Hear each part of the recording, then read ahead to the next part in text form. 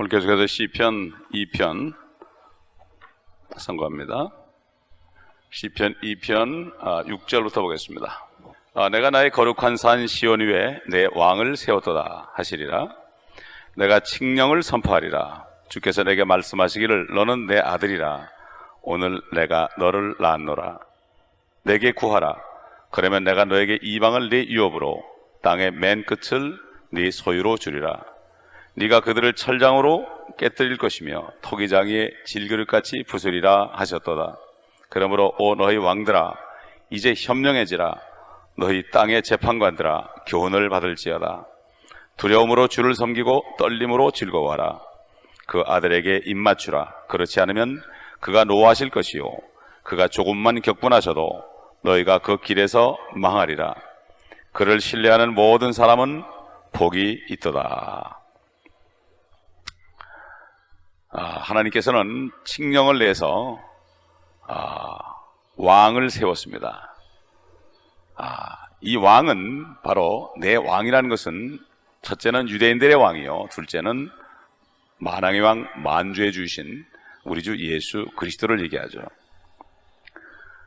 수백의 나라들이 지금도 자기네 나라를 이루려고 계획하고 참 만년 대기를 위해서 항상 바라보고 있습니다. 그러나 모든 왕국은 다 망했습니다.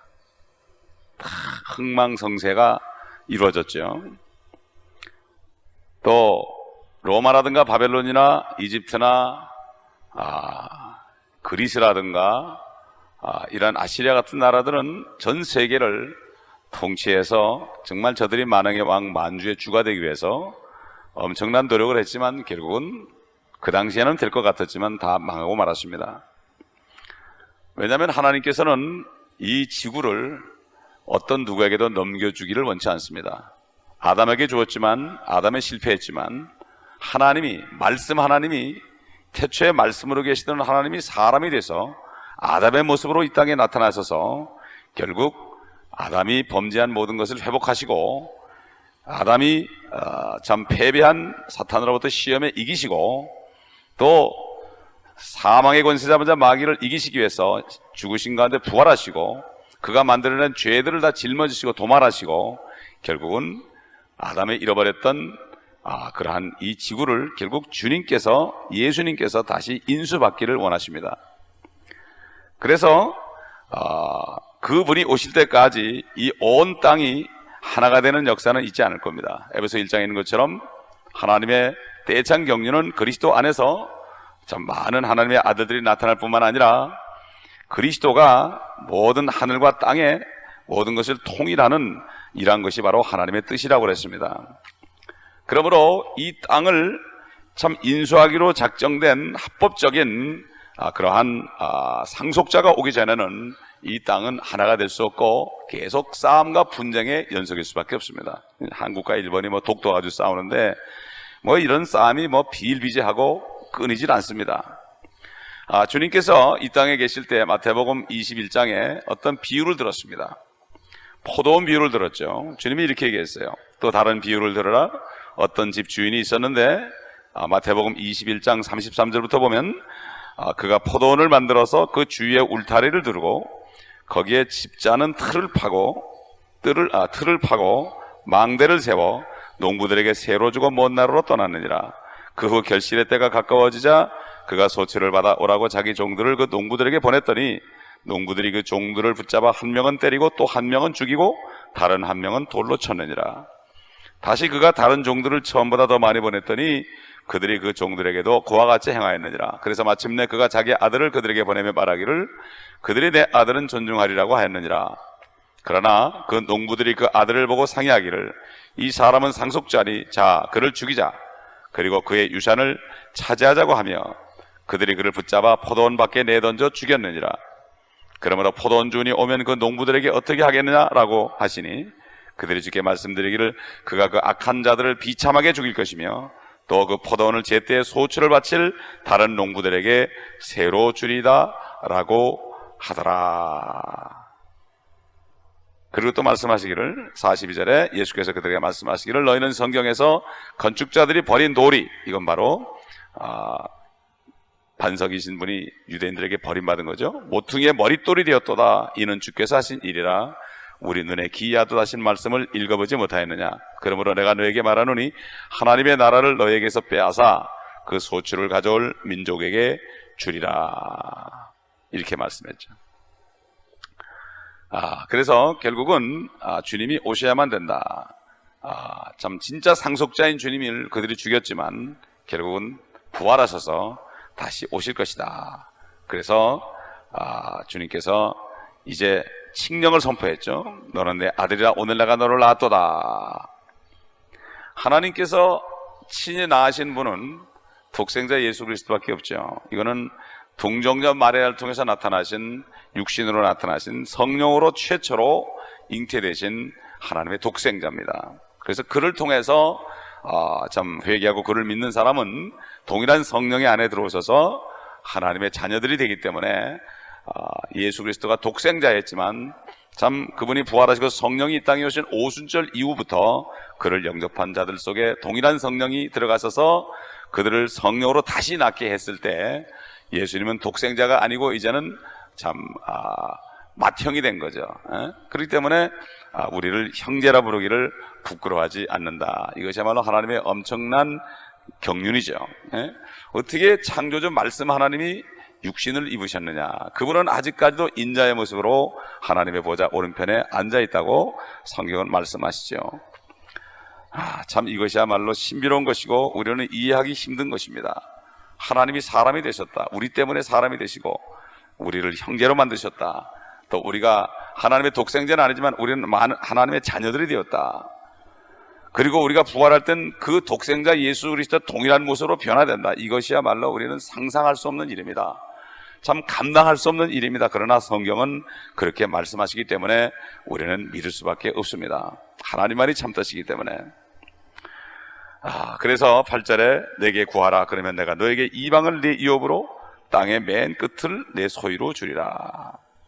이것은 분명히 예수 그리스도가 다시 오실 때 모든 땅끝까지 주님의 것이 된다. 그리고 주님과 함께 고생한 사람들은, 복음을 전한 사람들은 주님과 함께 다스리는 영광을 누릴 것이다. 영생체를 가지고 이 땅에서 사람들을 다스릴 것이다. 참 또 많은 선교사님들이 이 말씀을 주님께만 주신 거 아니라 나에게도 줬다, 이런 믿음 가지고 땅끝까지 복음을 전할 때 많은 영혼들을 주님께로 인도한 것은 참 복된 일입니다. 자, 주님께 주신 것은 우리에게 주신 것이라 이렇게 받아들이는 것. 구약에 주님에 대한 얘기가 많이 있지만 이것을 내 것으로 받아들여서 믿음으로 행할 때 우리에게 동일한 역사가 이루어지는 것, 참 이게 축복 중에 하나죠. 그래서 그 다음에 이제 9절로 12절 내용을 보게 되면 좀 무서운 얘기가 나오는데, 사실 주님은 이 땅에 있을 때 힘없이 죽어간 주님, 정말 끝까지 사랑하시던 주님이지만 이제 다시 오실 때는 주님의 모습이 변할 것을 9절로부터 12절에 나타납니다. 주님이 계실 때는 이 땅의 종교 지도자들, 정치 지도자들에 의해서 힘없이 죽으셨습니다. 말 한마디 못하시고. 그러나 주님이 오시게 되면은 가톨릭을 비롯해서 불교나 이슬람교나 힌두교나 도교나 공산주의나 자본주의나 유대교 어떤 것이라도 주님 앞에는 꼼짝 못하고 다 쓰러질 것이고 주님 앞에 완전히 손을 들고 엎드러질 것입니다. 그래서 시편 110편에도 보게 되면은 동일한 말씀이 기록되어 있어요. 시편 110편에도 보게 되면은 주께서 내주께 말씀하시기를 내가 네 원수들을 네 발판으로 삼을 때까지, 그러니까 원수들이 주님의 발 밑으로 쓰러진다는 얘기죠. 너는 나의 오른편에 앉아있으라 하셨나이다. 주께서 시온에서부터 주의 능력의 막대기를 보내시리니 주의 원수들 가운데서 다스리소서. 주의 권능의 날에 주의 백성들이 아침에 태로부터 오는 거룩함의 아름다운 것들 가운데서 자원하리니 주께서는 주의 젊음의 이슬을 가지셨나이다. 주께서 맹세하셨으니 후회하지 아니하시리라. 너는 멜기세덱의 계열에 따른 영원한 제사장이라 하셨도다. 주의 오른편에 계신 주께서 그의 진노의 날에 왕들을 쳐 부수시리라. 그가 이방 가운데서 심판하실 것이요 시체들로 그것들을 가득 채우시며 여러 나라의 머리들을 상하게 하시리라. 그가 길에 있는 시냇물을 마시리니 그러므로 그가 머리를 드시리라. 요한계시록에 나오는 말씀. 결국 구약과 복음서와 결국 결론적인 요한계시록이 다 통하죠. 그러므로 지금이야 뭐 어떤 종교 지도자들이나 어떤 정치 지도자들이나 또 부자들이나 참 뭐 여러 가지 뭐 과학자들이나 이러한 위대한 사람들이 예수 그리스도를 인정하지 않을지 몰라도 그때 되면은 결국 아무 소리 못하고 그의 발밑에 쓰러져서 지옥 불로 떨어지는 것을 성경은 말씀하고 있습니다. 그래서 마태복음 25장 41절에 참 그를 돕지 않은 민족들을 다 영원한 불못에, 영원한 불 속에 들어가라. 사탄과 그의 천사들 위해서 예비한 불로 들어가라. 영원한 불로 들어가라. 이렇게 말씀하시고 요한계시록 14장 10절로 11절에도 영원한 그러한 형벌을 받을 것을 말씀하고 있습니다.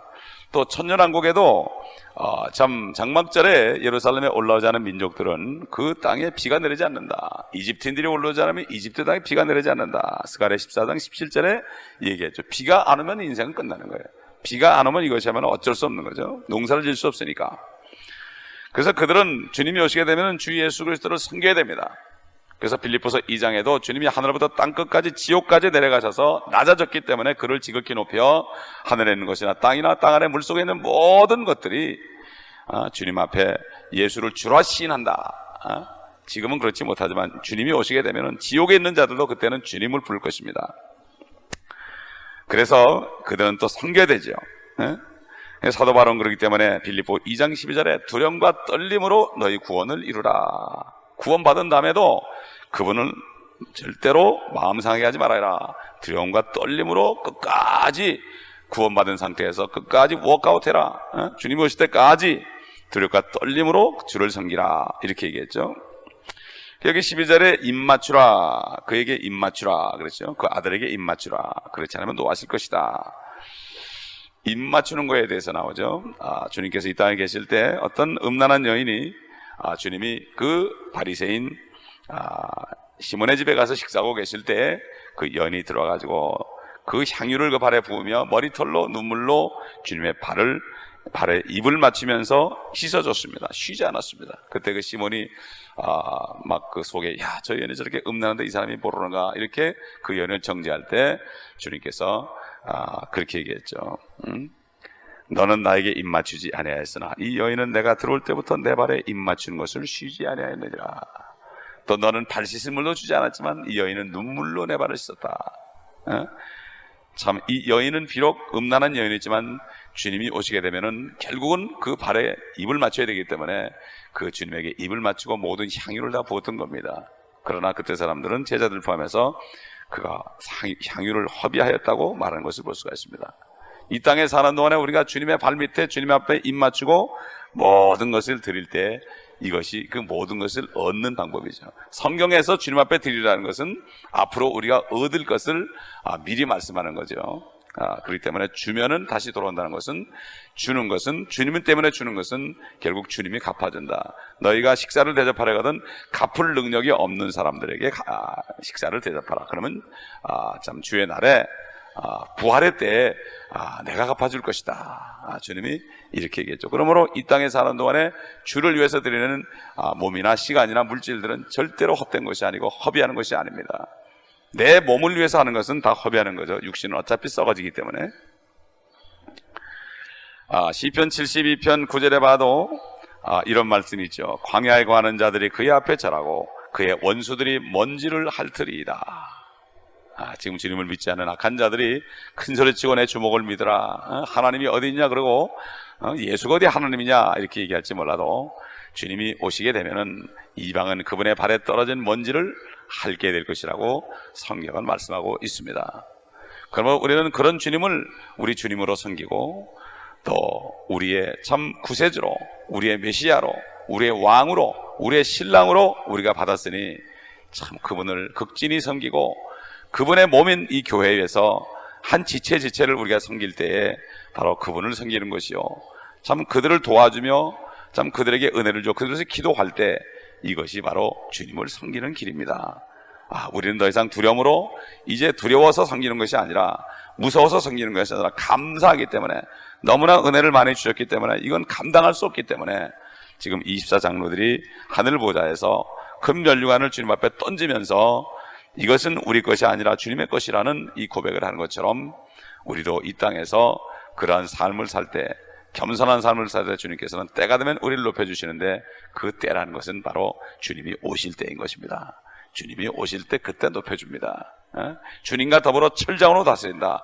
주님은 바로 오시게 되면은 더 이상 연약한 어린 양이 아니고 정말 독재자로서 그 앞에 한마디 잘못하면 그냥 죽어가는 그러한 철장으로 다스리는 이러한 역사를 하고, 우리도 주님과 함께 다스릴 테기 때문에, 주님의 모습으로 변하기 때문에, 요한계시록 19장에 있는 것처럼 주님이 흰말을 타고 오실 때 그 입에서 큰 검이 나오고, 날선 좌우에 날이 서 있는 검이 나오고, 그 검으로 말씀할 때, 말씀의 칼이 말씀할 때마다 다 모든 것이 말씀대로 이 땅의 재앙이 이루어지는 것을 보면, 우리는 그 뒤에서 우리도 같이 심판하는 사람들로서, 심지어는 천사까지도 우리가 심판한다고 그랬습니다. 그렇기 때문에 우리는 정말 이것을 위해서 준비하고, 모든 인격과 모든 우리의 마음을 주님의 것으로 바꾸고 주님의 형상으로 변화될 준비를 이 땅에서 해야 될 것입니다. 기도하겠습니다. 아버지 하나님, 감사합니다. 참 우리에게 이런 큰 은혜를 주셨습니다. 그러나 주님을 알지 못하는 사람들은 이러한 큰 재앙이 앞에 놓여 있는데 이것을 알지 못하고 있습니다. 그래서 우리에게 복음을 증거하라고 주님 말씀하셨고, 모든 사람이 다 구원받기를 원하시는 주님의 뜻을 우리가 생각하면서 이 아침에도 기도하는 시간 될 때 성령께서 우리를 주장하여 주옵시사. 성령께서 말하심을 따라 성령 안에서 기도하며 간구하며 중보하며 감사하는 축복된 아침 되게 하여 주옵소서. 주 예수 그리스도의 이름으로 감사 기도드립니다. 아멘. 하나님 영광의 아버지, 오늘도 그리스도 안에서 우리를 또 자녀 삼으신 은혜를 감사를 드립니다. 주의 백성들과 함께 우리가 받을 기업을 바라보면서 오늘도 이 험한 세상에 사는 동안 첫 시간 주님 앞에 드리며 주의 음성을 듣고, 주 음성을 들을 때 우리가 모든 어려움을 다 이겨내고 믿음으로 소망 가운데 또 오늘도 영육간의 강건한 삶을 살기 위해서 나왔사오니, 오늘도 성령께서 우리 안에서 아버지 위로하시고 아버지 기름 부어 주옵시사. 참으로 없어질 세상의 형적을 바라보지 않고 영원한 하나님의 나라를 바라보는 소망 가운데 다시 한번 그 속에 닻을 내리고 뿌리를 내리는 시간 되게 하여 주옵소서. 주 예수 그리스도의 이름으로